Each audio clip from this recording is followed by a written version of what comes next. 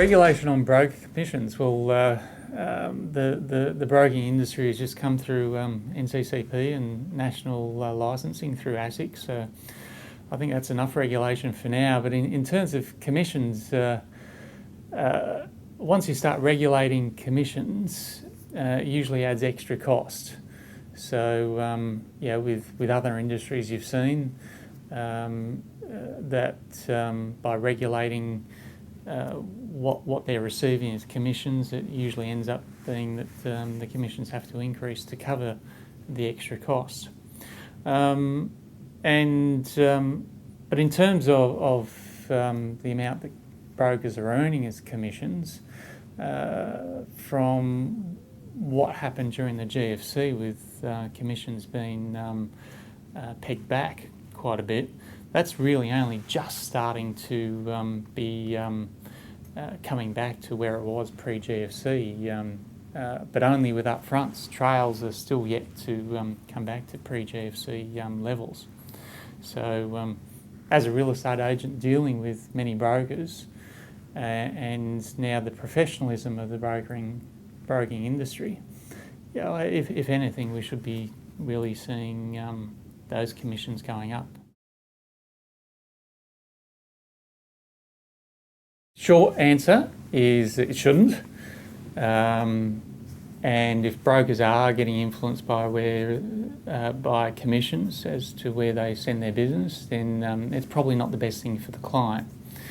And from my experience in dealing with all the brokers I have and my past experience of being a broker, it really comes down to two factors that influence where they send their business. And it's usually the processing and service levels of the individual lender, but most importantly the level of service that they receive from their BDM.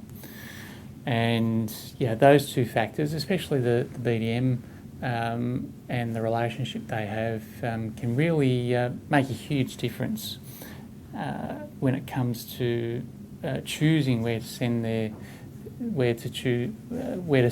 the business. And the point with that is I do see a lot of brokers tend to favour one or two lenders, especially some of the major banks. And I found that it really becomes from a familiarity that they have with those banks and major lenders. And I think that's a more concerning issue than commissions when it comes to where they're sending business. Because if they effectively become a loan writer for Bank A or Bank B, without considering all of the other lenders that are available, then I think that's a bigger concern than just doing it because of commissions. With brokers nowadays, especially because of licensing, they've had to become more professional, and they've also had to become more specialised in areas that they're dealing with. I think the days of a broker, writing a loan against anything that moved or was bolted down, more likely, those days are gone. But it's so if brokers want to be able to survive, they have to niche and create that point of difference. Now, if brokers are working in the space of your first home buyers and your owner occupiers mainly, then it would be hard for them to charge a fee for service when they're competing against the banks directly. But certainly if a broker is creating a point of difference and maybe working more in a commercial or investment space, and they can sell that point of difference, then why shouldn't they be able to charge a fee? But to be able to regulate that, I think that would be too difficult.